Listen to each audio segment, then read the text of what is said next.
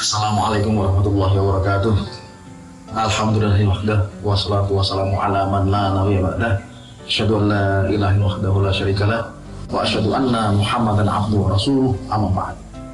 Saudaraku kaum muslimin dan muslimah yang berbahagia, rekaman video berikut ini merupakan peragaan tata cara wudhu dan sholat. Materi ini berasal dari kitab Kaifiyatus Sholatin Nabi SAW atau tata cara sholat Nabi SAW, karya yang mulia Syekh Abdul Aziz bin Abdullah bin Baz rahimahullah, dan diterjemahkan dengan diberi penjelasan oleh saya Muhammad Abdul Aziz Nasution, atau orang lebih mengenal saya dengan Devi Nasution.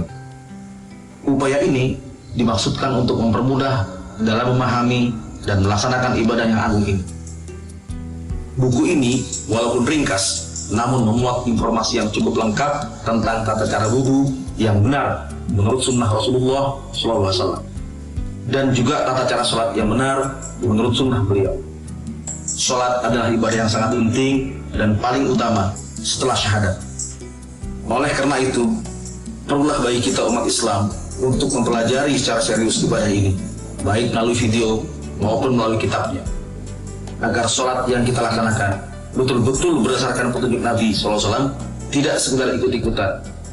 Nabi SAW telah bersabda mengenai hal ini, "Shollu kama ra'aitumuni usolli," yang artinya, sholatlah kalian sebagaimana kalian melihat aku sholat.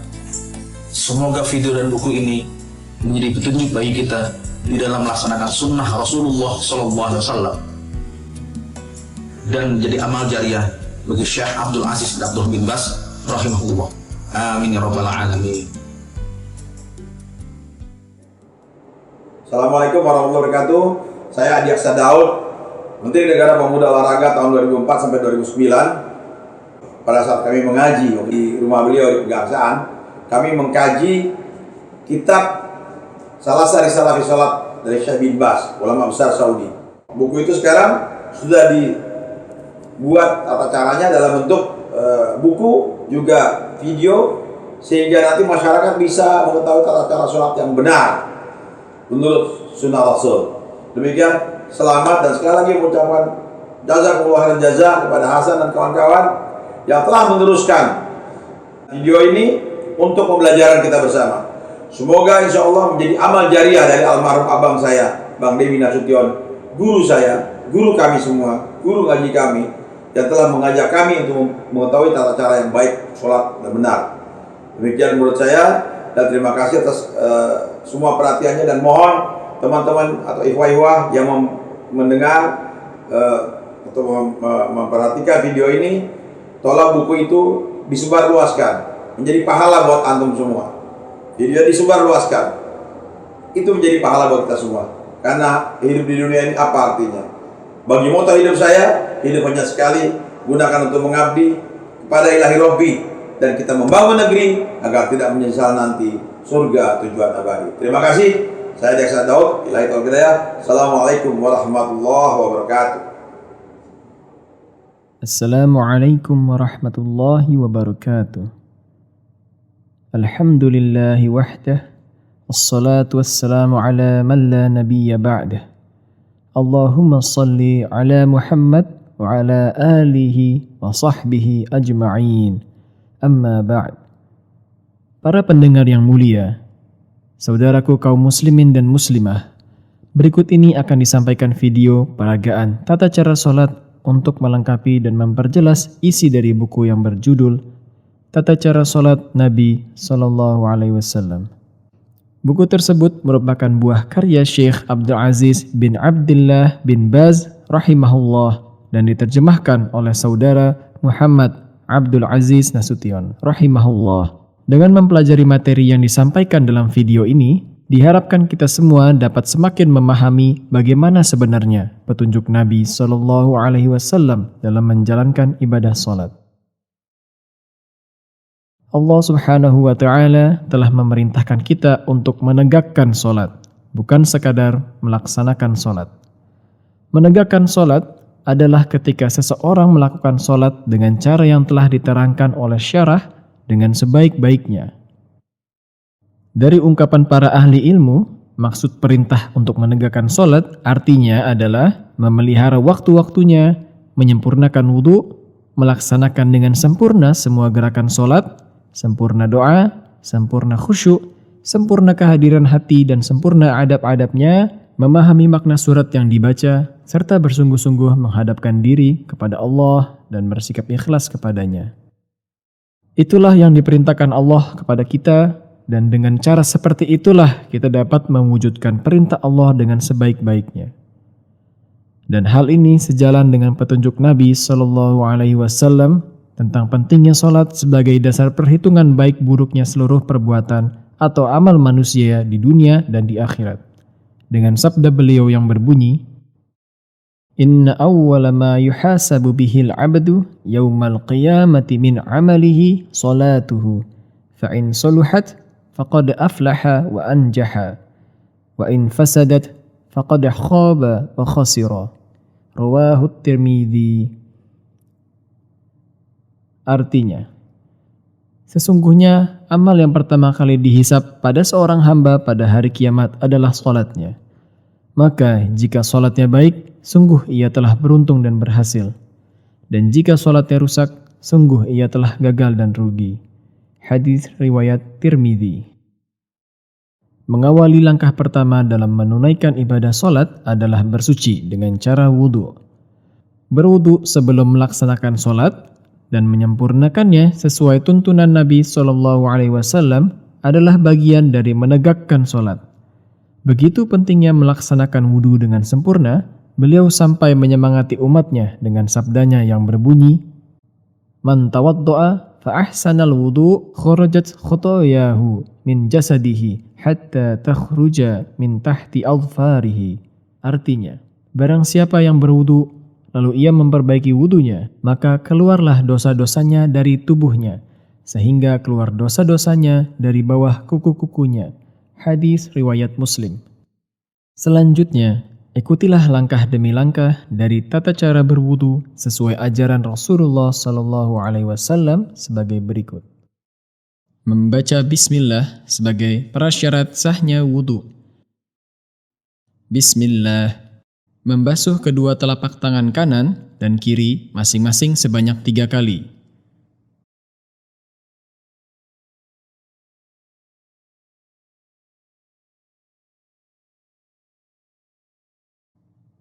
Berkumur sambil memasukkan atau menghisap air ke dalam hidung atau istinsyak, kemudian menyemprotkannya sekaligus dari mulut dan hidung. Lakukanlah sebanyak 3 kali.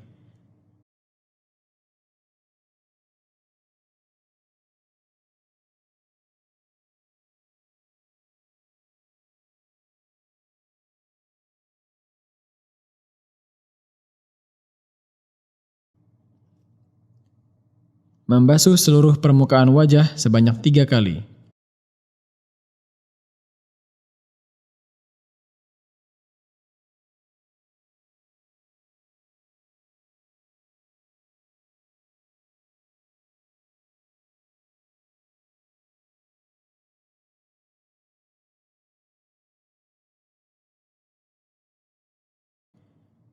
Membasuh tangan kanan hingga ke siku sebanyak 3 kali, lalu lanjutkan membasuh tangan kiri hingga ke siku sebanyak 3 kali.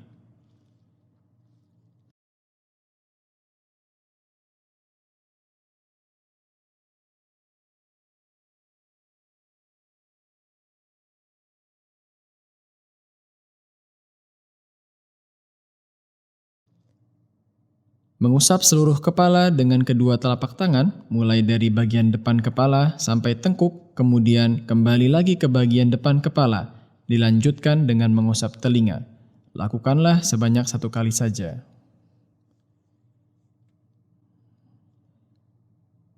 Selanjutnya membasuh kaki kanan hingga kedua mata kaki dengan menyala-nyalakan air di antara jari kaki sebanyak 3 kali.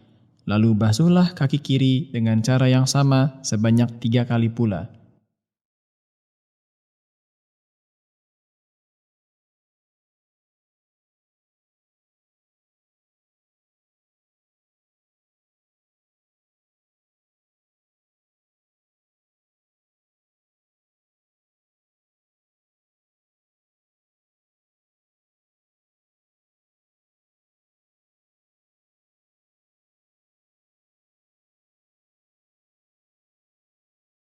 Setelah selesai berwudu, hendaknya membaca zikir tanpa perlu menghadapkan tubuh ke arah kiblat atau mengangkat tangan.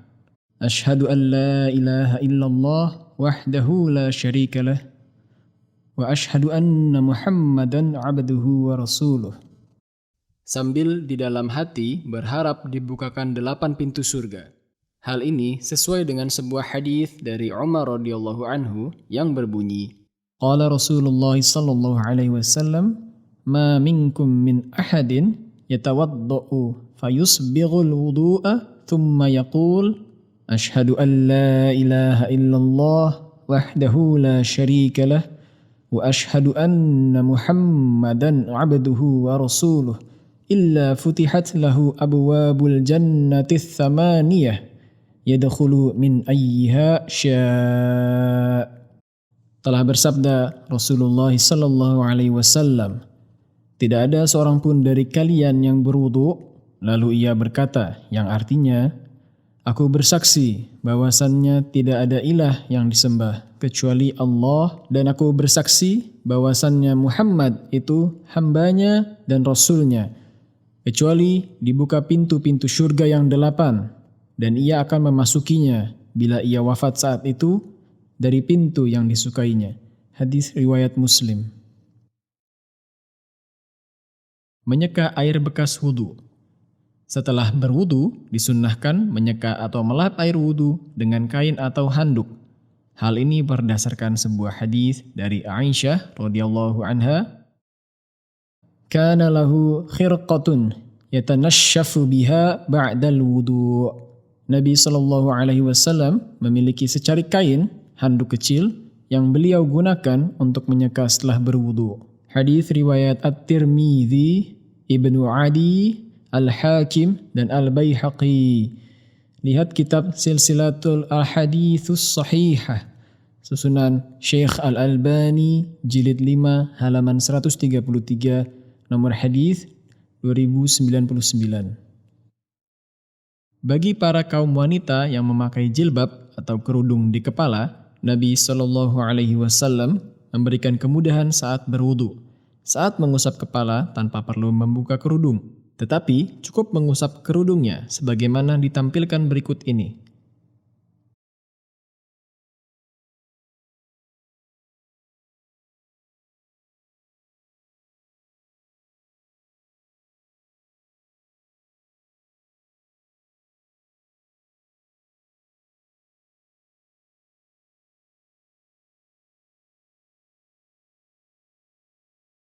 Hal ini sesuai dengan hadis Nabi sallallahu alaihi wasallam berikut ini.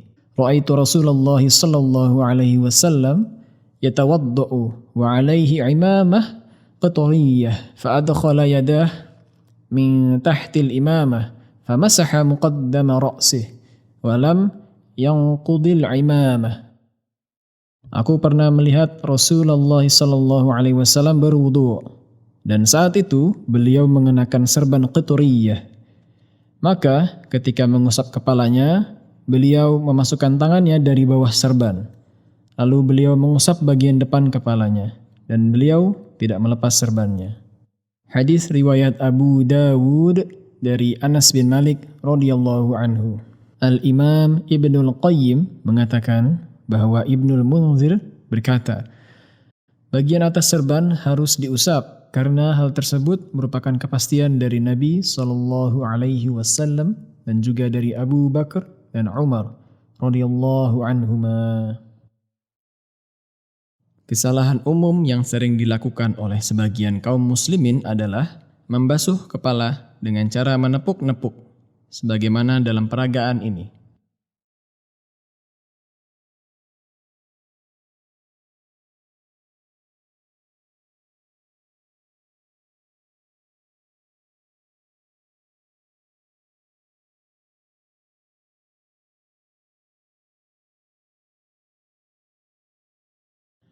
Maka selesailah penjelasan tentang cara wudu. Selanjutnya akan diperagakan tata cara melaksanakan sholat dengan tahapan sebagai berikut. Melengkapi penjelasan tata cara wudu, berikut disampaikan tata cara tayamum, yang merupakan cara bersuci sebagai pengganti wudu di saat tidak ditemui air. Allah Subhanahu wa taala telah berfirman dalam surat Al-Maidah ayat 6 yang berbunyi, A'udzu billahi minasyaitonir rajim. Wa in kuntum marda aw 'ala safarin aw jaa'a ahadun minkum minal ghaa'iti aw lamastumun nisaa فلم تجدوا ماء فتيمموا صعيدا طيبا فامسحوا بوجوهكم وأيديكم منه. Dan jika kalian sakit atau dalam perjalanan atau salah seorang kalian keluar dari kamar kecil setelah membuang hajat atau menyentuh perempuan, maka kalian tidak menemui memperoleh air, maka bertayamumlah dengan tanah yang baik. Maka usaplah wajah kalian dan tangan kalian dengan tanah itu. Selanjutnya, tayamum dilaksanakan dengan langkah sebagai berikut. Siapkanlah tanah berdebu yang bersih. Pukullah kedua tangan pada debu atau tanah. Dan selanjutnya, tiuplah kedua telapak tangan tersebut. Usaplah wajah dengan kedua telapak tangan, dilanjutkan dengan mengusap kedua tangan sampai pergelangan tangan. Hal ini sesuai dengan hadis Nabi SAW. Faqala an-nabiy sallallahu alaihi wasallam, "Innama kana yakfika hakadha." Fadaraba an-nabiy sallallahu alaihi wasallam bikaffayhi al-ardh wa nafakha fihima ثم مسح بهما وجهه وكفيه. Rawahu al-Bukhari. Maka berkata Nabi sallallahu alaihi wasallam, sesungguhnya adalah cukup bagimu bertayamum seperti ini. Maka memukul Nabi sallallahu alaihi wasallam dengan kedua tangannya pada bumi, debu, dan meniup pada kedua telapak tangannya. Kemudian mengusap dengan kedua telapak tangannya pada wajahnya dan kemudian kedua tangannya. Hadis riwayat Al-Bukhari. Langkah ke-1, berdiri menghadap kiblat dimanapun berada dengan posisi badan tegak sambil menetapkan hati untuk mengerjakan sholat, yaitu dengan meyakini diri bahwa sedang berada di dalam pengawasan Allah Subhanahu wa Ta'ala yang tengah menghadapkan wajahnya ke wajah hambanya. Langkah kedua, bertakbir atau takbiratul ihram dengan mengarahkan pandangan ke tempat sujud sambil mengangkat kedua tangan sejajar dengan bahu atau sampai di hadapan kedua telinga. Langkah ketiga, meletakkan kedua tangan di atas dada, yaitu posisi tangan kanan di atas tangan kiri, kemudian disunnahkan membaca doa iftitah. Lanjutkan dengan doa ta'awudz, dan kemudian membaca surat Al-Fatihah dengan adab yang benar. Menggenggam tangan di dada. Penjelasan ulama tentang menempatkan tangan di dada adalah sebagaimana menggenggam hati yang merupakan sumber kehidupan. Sehingga dengan cara ini, seorang hamba dapat dengan khusyuk saat berdialog dengan Rabb semesta alam. Karena di dalam sholat merupakan saat yang tepat pertemuan hamba dengan Rabbul Alamin. Meletakkan tangan di dada dapat dilakukan dengan dua cara, yaitu meletakkan tangan kanan di atas tangan kiri tepat di pergelangan tangan, atau boleh juga tangan kanan menggenggam tangan kiri tepat di pergelangan tangan.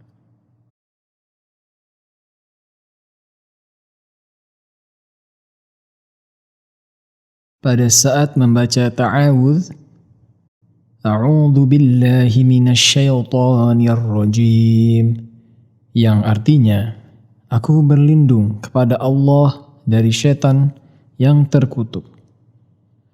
Maka hendaknya diketahui dengan penuh penghayatan bahwa ia betul-betul telah menyadarkan diri secara total kepada Allah Subhanahu wa Ta'ala dari gangguan musuhnya, yaitu syaitan yang selalu mengganggunya sepanjang salat. Selanjutnya, di saat membaca surat Al-Fatihah, hendaknya dipahami bahwa Allah Subhanahu wa Ta'ala melakukan dialog langsung dengan hambanya dan menjawab setiap doa yang diucapkannya. Untuk itu, ketika membaca satu ayat dari surat Al-Fatihah, hendaklah diam sesaat untuk menunggu jawaban Allah Subhanahu wa Ta'ala. Hal ini sebagaimana disampaikan melalui hadis qudsi dari nabinya Muhammad sallallahu alaihi wasallam sebagai berikut. Qasamtus salata baini wa baina 'abdi nisfain wa li 'abdi ma sa'ala. Aku membagi salat menjadi dua bagian, dan bagi hambaku mendapat apa yang ia minta. فَإِذَا قَالَ الْعَبْدُ الْحَمْدُ لِلَّهِ رَبِّ الْعَالَمِينَ قَالَ اللَّهُ حَمِدَنِي عَبْدِي. Maka ketika hamba itu berkata, Alhamdulillahi Rabbil Alamin, segala puji bagi Allah, Rabb seluruh alam. Maka Allah pun menjawab, Hamidani abdi, hambaku telah memuji aku. Fa'idha qala ar-Rahmanir Rahim, qala Allahu athna alayya abdi.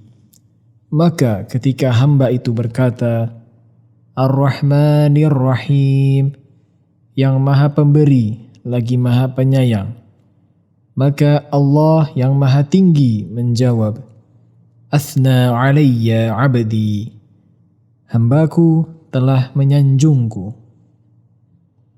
Fa'idha qala maliki yaumiddin, qala majjadani abdi. Maka ketika hamba itu berkata, Maliki yaumiddin, yang merajai hari pembalasan, maka Allah menjawab, Majjadani abdi, hambaku telah mengagungkan aku. Fa'idha qala iyyaka na'budu wa iyyaka nasta'in, qala hadha baini wa baina abdi wa li abdi ma sa'al. Maka ketika hamba itu berkata, Iyyaka na'budu wa iyyaka nasta'in, hanya kepadamu kami beribadah dan hanya kepadamu kami minta pertolongan. Maka Allah menjawab, Hadza baini wa baina abdi. Ini ucapan yang membagi antara bagianku dan antara bagian hambaku, dan bagi hambaku apa yang ia minta.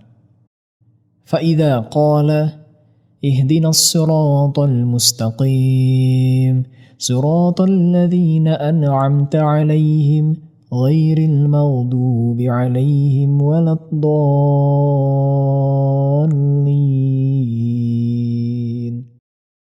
Qala hadza li'abdi wa li'abdi ma sa'ala. Maka ketika hamba itu berkata, Ihdinas siratal mustaqim, siratal ladzina an'amta alaihim, ghairil maghdubi alaihim waladdallin. Tunjukilah kami jalan yang lurus, yaitu jalan orang-orang yang telah Engkau beri nikmat atas mereka, bukan jalan orang-orang yang dimurkai atas mereka, dan bukan pula jalan orang-orang yang sesat. Maka Allah menjawab, Hadza li'abdi wa li'abdi ma sa'ala. Ini permintaan merupakan bagian hambaku, dan bagi hambaku apa yang ia minta. Hadis riwayat Ahmad dan Muslim dari Abu Hurairah. Selanjutnya langkah keempat, yaitu ruku' dengan terlebih dahulu bertakbir sambil mengangkat kedua tangan sejajar dengan kedua bahu atau kedua telinga. Lalu ketika ruku' dengan meletakkan atau menggenggamkan kedua tangan di atas kedua lutut. Hendaknya posisi kepala sejajar dengan punggung dan bersikaplah tenang, tidak bergerak ketika melakukan ruku' sambil mengucapkan Subhana Rabbiyal Azim sebanyak 3 kali. Artinya, Maha suci Robku yang Maha Agung. Disunnahkan pula untuk menambahkan ucapan Subhanakallahumma Rabbana wa bihamdika Allahumma ghafirli. Artinya, Maha suci Engkau ya Allah, wahai Rabb kami, dan dengan memujimu, ya Allah, ampunilah aku. Langkah kelima, bangkit dari ruku' atau i'tidal dengan mengangkat kedua tangan sampai sejajar dengan bahu atau kedua telinga sambil mengucapkan Sami'allahu liman hamidah. Artinya, semoga Allah mendengarkan kepada orang-orang yang memujinya. Dan ketika telah tegak berdiri, hendaklah ia membaca Rabbana walakal hamd, hamdan kathiran tayyiban mubarakan fih, mil'as samawat wa mil'al ard, wa mil'a ma syi'ta min syai'in ba'd. Artinya, wahai Rabb kami, dan segala puji bagimu, dengan segala pujian yang banyak, yang baik, yang mengandung berkah di dalamnya. Dan disunahkan meletakkan kembali kedua tangan di atas dada atau sedekap, atau dapat pula memilih melepaskan kedua tangan di sisi badan. Keistimewaan ruku'. Ruku' hendaknya dilakukan dengan sikap tumakninah atau tenang, tidak dengan tergesa-gesa, karena pada saat ruku' berlangsung proses pembersihan diri dari dosa, sebagaimana sabda Rasulullah sallallahu alaihi wasallam. Innal 'abda idza qama yusalli utiya bidhunubihi kulliha fawdi'at 'ala ra'sihi wa 'atiqihi fakullama raka'a aw sajada tasaqatat anhu. Seseorang ketika ia berdiri untuk melakukan sholat, maka didatangkanlah seluruh dosa-dosanya, lalu diletakkan di atas kepala dan pundaknya. Maka ketika ia ruku' dan sujud, berguguranlah dosa-dosa itu darinya. Hadis riwayat At-Tabarani, Abu Nuaim, dan Al-Baihaqi dari Ibn Umar. Lihat Al-Fathul Kabir oleh Syekh Al-Albani, jilid 2, halaman 78, nomor 1667. Langkah ke-6. Bersujud dengan terlebih dahulu bertakbir dengan mengangkat kedua tangan sampai sejajar kedua bahu atau kedua telinga. Boleh juga tidak, lalu letakkan kedua lutut terlebih dahulu sebelum kedua tangan, apabila hal itu memudahkan.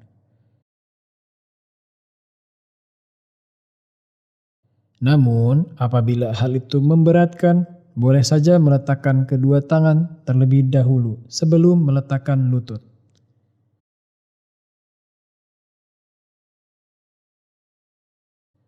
Di dalam sujud, upayakan untuk menghadapkan seluruh jari-jari kaki dan tangan ke arah kiblat dengan merapatkan jari-jari tangan. Dengan demikian, sujud di atas 7 anggota, yaitu dahi beserta hidung, 2 telapak tangan, 2 lutut, dan ujung-ujung jari kedua telapak kaki. Dan supaya saat sujud, melebarkan tangan di sisi tubuh dan meletakkan telapak tangan sejajar dengan bahu. Merenggangkan paha dari kedua betis, serta mengangkat kedua siku dari bumi, berdasarkan hadis Nabi sallallahu alaihi wasallam. I'tadilu fis sujudi wa la yabsut ahadukum dhira'aihi imbisatal kalb. Tegakkanlah tubuh kalian ketika sujud, dan janganlah salah seorang kalian membentangkan lengannya seperti membentangkannya seekor anjing. Hadis riwayat Al-Bukhari dari Anas ibn Malik. Dan ucapkanlah Subhana Rabbiyal A'la. Artinya, Maha suci Robku yang maha tinggi. Ulangi sebanyak 3 kali atau lebih. Dan disunahkan menambah ucapan Subhanakallahumma Rabbana wa bihamdika Allahumma ghfirli. Artinya, Maha suci Engkau ya Allah, wahai Rabb kami, dan dengan memujimu, ampunilah aku. Ketahuilah bahwa kita dapat memperbanyak berdoa dengan sungguh-sungguh ketika sujud. Sujud dilakukan dengan sikap tumak-ninah atau tenang dengan tidak tergesa-gesa. Karena pada saat sujud, tengah berlangsung proses pembersihan diri dari dosa, sebagaimana hadis sebelumnya. Di dalam posisi ataupun gerakan sujud, tidak ada perbedaan bagi seorang perempuan dengan seorang laki-laki. Artinya, sama-sama sujud di atas 7 anggota badan dengan bentuk sebagaimana telah diperagakan sebelumnya.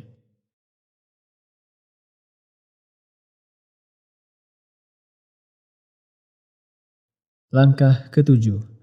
Mengangkat kepala dari sujud sambil bertakbir, lalu menghamparkan kaki kiri dan duduk di atas telapaknya, serta menegakkan kaki kanan dengan jari-jari menghadap ke kiblat. Dan letakkan kedua tangan di atas kedua paha dan lutut sambil membaca doa. Rabbighfirli warhamni wajburni warfa'ni wahdini wa'afini warzuqni.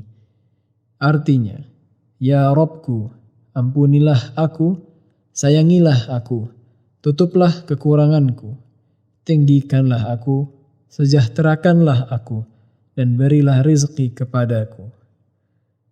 Atau bisa juga dengan mengucapkan doa Rabbighfirli, Rabbighfirli.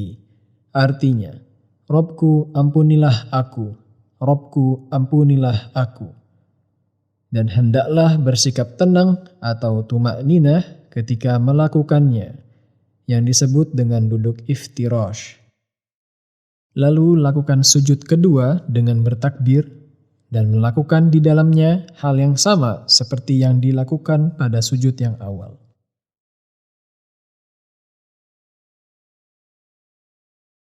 Langkah ke-8. Mengangkat kepala, bangkit dari sujud yang kedua dengan bertakbir, dan duduk sesaat. Dan hukumnya mustahab atau sunnah. Tidak mengapa jika ditinggalkan, tidak ada zikir dan doa di dalamnya. Kemudian bangkit berdiri untuk rakaat kedua dengan bertumpu di atas kedua lutut apabila hal itu mudah baginya. Jika sulit, boleh ia bertumpu pada bumi dengan kedua tangannya. Lalu setelah berdiri, hendaklah ia membaca surat Al-Fatihah lagi dan juga surah-surah Al-Quran yang mudah baginya. Dan selanjutnya melaksanakan perbuatan seperti yang dilakukan pada rakaat pertama.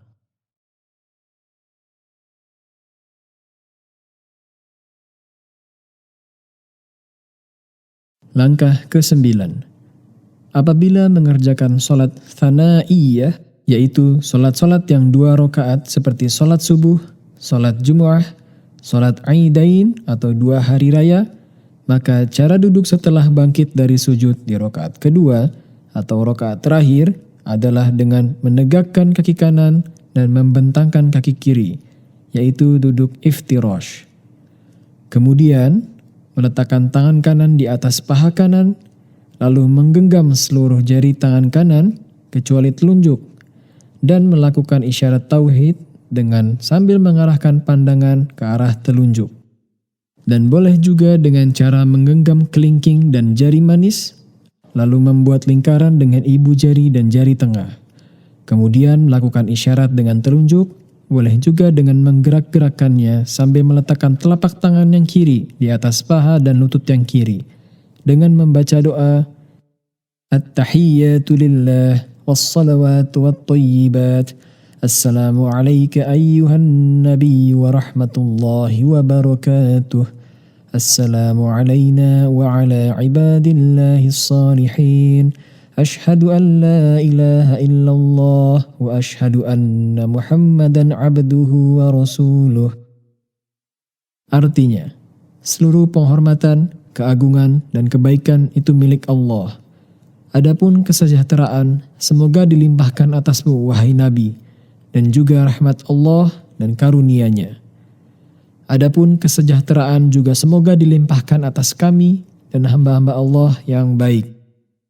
Aku mengaku bahwasannya tidak ada yang disembah selain Allah, dan aku pun mengaku bahwasannya Muhammad itu hambanya dan pesuruhnya. Hadis riwayat Al-Bukhari, juz 1, halaman 211. Hikmah melakukan isyarat dengan menggerak-gerakkan telunjuk bertujuan untuk melakukan tikaman terhadap setan yang selalu mengganggu dalam solat, sebagaimana sabda Nabi Shallallahu Alaihi Wasallam, "Lahiya asyaddu 'ala syaitani minal hadid." Artinya, sesungguhnya jari telunjuk yang digerakkan ketika tahiyat lebih berat atau menyakitkan bagi setan yang mengganggu daripada tikaman besi. Hadis riwayat Ahmad, Al-Bazzar, Abu Ja'far, Al-Bakhtari, Abdul Ghani Al-Muqaddasi, Ar-Ruyyani, dan Al-Baihaqi. Lihat Sifatus Salatin Nabi Sallallahu Alaihi Wasallam, susunan Syekh Al-Albani, halaman 169 sampai 171. Cetakan ke-6 tahun 1391 Hijriah. Kemudian dilanjutkan dengan membaca salawat kepada Nabi Sallallahu Alaihi Wasallam. Allahumma salli ala Muhammad wa ala ali Muhammad kama sallaita ala Ibrahim wa ali Ibrahim innaka Hamidum Majid. Wa barik ala Muhammad wa ala ali Muhammad kama barakta ala Ibrahim wa ali Ibrahim innaka Hamidum Majid. Artinya, ya Allah, agungkanlah Muhammad dan keluarga Muhammad sebagaimana Engkau telah mengagungkan Ibrahim dan keluarga Ibrahim. Sesungguhnya Engkau yang maha terpuji, yang maha agung. Ya Allah, karuniakanlah atas Muhammad dan atas keluarga Muhammad sebagaimana Engkau telah memberi karunia atas Ibrahim dan keluarga Ibrahim. Sesungguhnya Engkau yang maha terpuji lagi maha agung. Kemudian dilanjutkan dengan membaca doa, minta perlindungan dari 4 perkara. Allahumma inni a'udzubika min adzabi jahannam wa min adzabil qabr wa min fitnatil mahya wal mamati wa min syarri fitnatil masihid dajjal. Artinya, ya Allah, sesungguhnya aku berlindung kepadamu dari siksa jahannam dan dari siksa kubur dan dari fitnahnya kehidupan dan kematian dan juga dari fitnahnya Al-Masih Ad-Dajjal. Hadis riwayat muttafaqun alaih dari Abu Hurairah. Lalu boleh dilanjutkan dengan doa-doa lain yang mengandung kebaikan dunia dan akhirat yang bersumber dari Al-Quran dan Sunnah. Dan apabila ia mendoakan kedua orang tuanya atau kaum muslimin lainnya, maka hal itu boleh-boleh saja, baik dalam sholat fardu maupun dalam sholat nafilah. Kemudian setelah selesai, hendaklah mengucapkan salam ke arah kanan dan ke kiri dengan mengucapkan Assalamualaikum warahmatullah. Artinya, semoga kesejahteraan dilimpahkan atas kalian.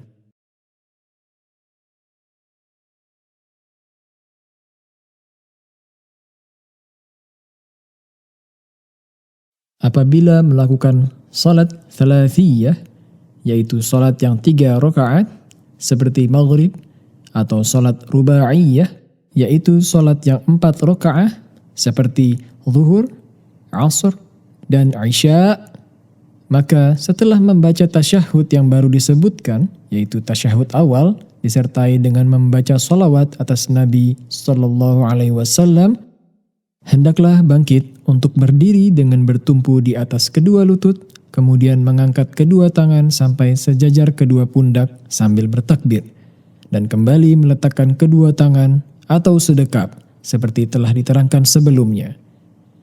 Dan dalam rakaat ketiga dan keempat, cukup membaca surat Al-Fatihah saja.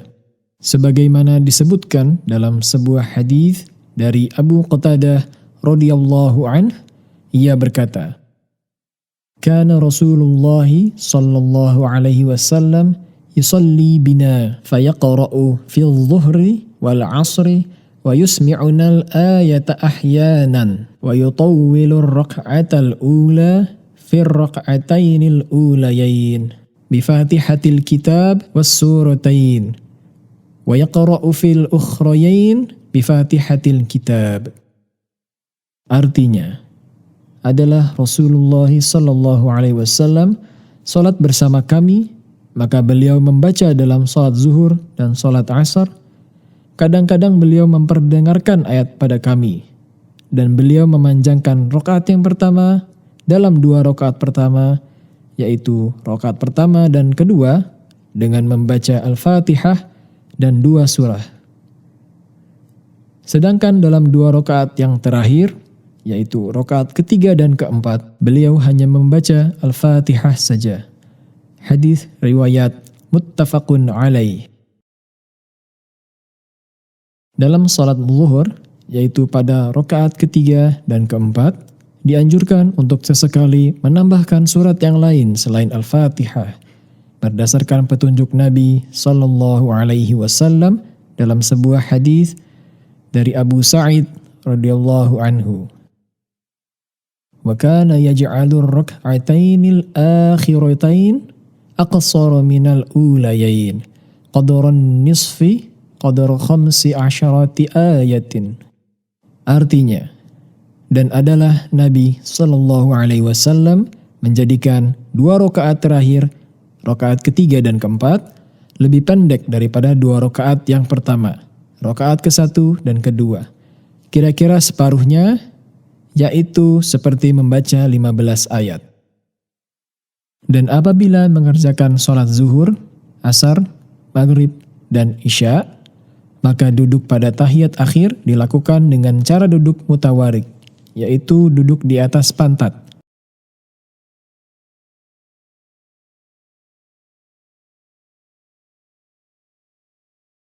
Atau menghamparkannya jika hal itu lebih mempermudah.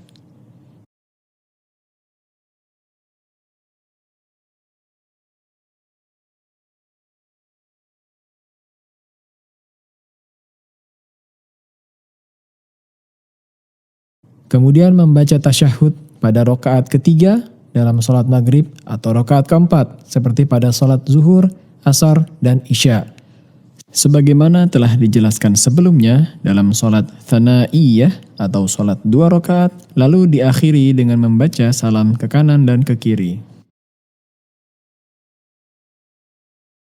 Larangan mematuk-matuk dalam sholat. Sebagai peringatan bagi orang yang tidak menegakkan sholat, yaitu tidak melakukan sholat sesuai dengan syariat, dengan tidak mematuk-matuk, Nabi Shallallahu Alaihi Wasallam bersabda mengenai hal ini dalam sebuah hadis dari Abu Abdillah Al-Ash'ari. Shalla Rasulullah Sallallahu Alaihi Wasallam bi ashabihi, thumma jalasa fi ta'ifatin minhum, fadakhala rajulun minhum, faqama yusalli, faja'ala yarka'u wa yanquru fi sujudihi. Wa Rasulullah sallallahu alaihi wasallam yanzuru ilaihi faqala tarawna hadha law mata ala ghairi millati Muhammadin wa yanquru salatahu kama yanqurul ghurabud dama innama mathalul ladzi yusalli wa la yarka'u wa yanquru fi sujudihi kal ja'i'i la ya'kulu illa tamratan aw tamratain fama yughniyani anhu fa asbighul wudu'a wa wailul lil a'qabi minan nar fa atimmur ruku'a was sujuda. Artinya, Rasulullah Shallallahu Alaihi Wasallam sholat berjamaah bersama para sahabatnya. Lalu beliau duduk di tengah-tengah segolongan dari mereka. Maka salah seorang dari mereka masuk masjid, lalu ia berdiri menghadap kiblat dan sholat. Ia ruku dan mematuk-matuk dalam sujudnya. Sementara Rasulullah Shallallahu Alaihi Wasallam terus-menerus memperhatikannya. Maka beliau pun bersabda, "Kalian lihat ini orang. Kalau ia mati, maka ia mati di luar agama Muhammad. Ia mematuk-matuk dalam sholatnya seperti burung gagak mematuk-matuk darah. Sesungguhnya perumpamaan orang yang sholat tidak menyempurnakan ruku' dan mematuk-matuk dalam sholat seperti orang yang lapar yang tidak makan melainkan 1 atau 2 butir kurma. Maka tentu tidak membuatnya kenyang. Maka sempurnakanlah wudu dan wail atau kecelakaan bagi tumit-tumit dari neraka, dan sempurnakanlah ruku' dan sujud." Hadis riwayat Abu Bakar Ibn Khuzaimah dalam sahihnya. Al-Imam Ibnul Qayyim rahimahullah memberikan komentar mengenai hadis ini. Beliau berkata, "Fa-akhbaru anna naqara as-salata law mata ala ghairil Islam." Artinya, hadis ini menginformasikan bahwa siapa saja yang mematuk-matuk sholat, jika ia mati, maka ia mati di luar agama Islam. Selanjutnya ditegaskan pula oleh Al-Imam Ibnul Qayyim rahimahullah bahwa tidak sah atau tidak diterimanya sholat yang dilakukan dengan tergesa-gesa, seperti mematuk-matuk dan tidak menegakkan tulang punggung dalam sujud dan ruku'. Beliau menegaskan bahwa cara sholat seperti ini adalah kelakuan orang munafik.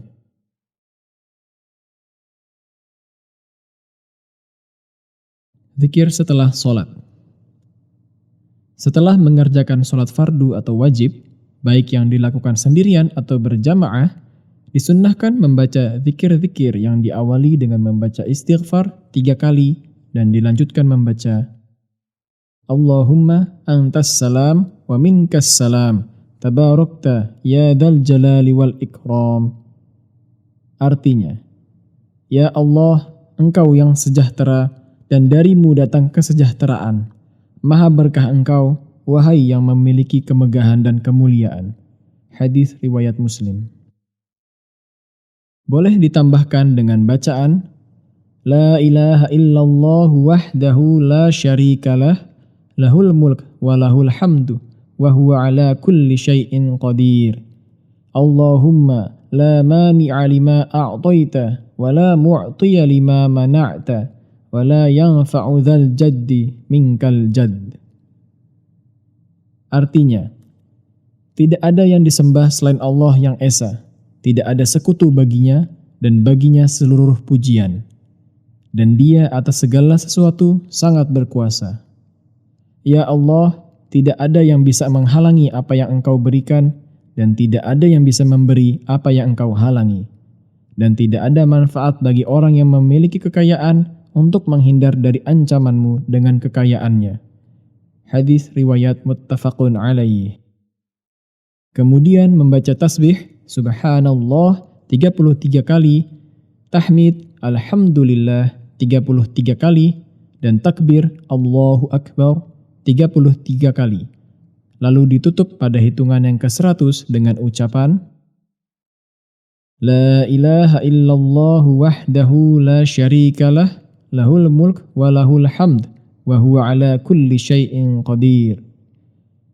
Artinya, tidak ada yang disembah selain Allah yang Esa, tidak ada sekutu baginya dan baginya seluruh pujian, dan Dia atas segala sesuatu sangat berkuasa. Hal ini sesuai dengan sebuah hadis dari Abu Hurairah radhiyallahu anhu dari Rasulullah sallallahu alaihi wasallam. Beliau bersabda,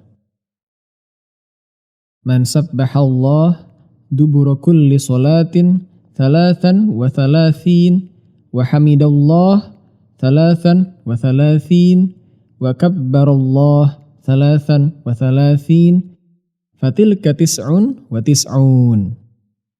wa qala tamamal mi'ati la ilaha illallah wahdahu la syarikalah lahul mulku wa lahul hamdu wa huwa ala kulli syai'in qadir. Ghufirat khotoyahu walau kanat mithla zabadil bahr. Artinya, siapa saja yang mengucapkan subhanallah di belakang salat 33 kali dan mengucapkan alhamdulillah 33 kali dan Allahu Akbar 33 kali, maka jumlah itu semua adalah 99. Lalu ia menyempurnakannya menjadi 100 dengan mengucapkan, tidak ada yang disembah selain Allah yang Esa, tidak ada sekutu baginya, dan baginya seluruh pujian, dan bagi Dia atas segala sesuatu sangat berkuasa. Niscaya akan diampuni dosa-dosanya meskipun sebanyak buih di lautan. Hadis riwayat Muslim. Setelah itu membaca ayat kursi sebagaimana disebutkan dalam sebuah hadis dari Abu Umamah radhiyallahu anhu.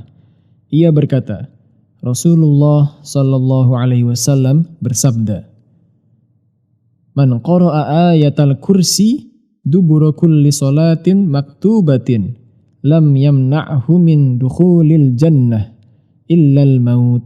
Rawahu an-Nasa'i wa sahhahahu Ibnu Hibban. Wa zada fihi at-Tabarani wa qul huwallahu ahad. Artinya, siapa saja yang membaca ayat kursi di belakang tiap-tiap salat fardu, tidak ada yang menghalanginya untuk masuk surga, melainkan kematian. Hadis riwayat An-Nasa'i dan disahihkan oleh Ibnu Hibban. Dan Al-Imam At-Tabarani menambahkan yang di dalamnya membaca Qul huwallahu ahad.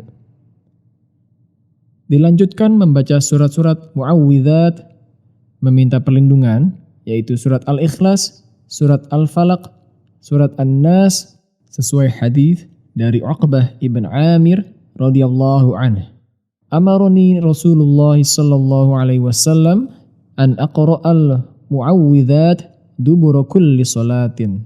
Artinya, Rasulullah sallallahu alaihi wasallam memerintahkan padaku supaya membaca surat muawwidzat, minta perlindungan di belakang tiap-tiap salat.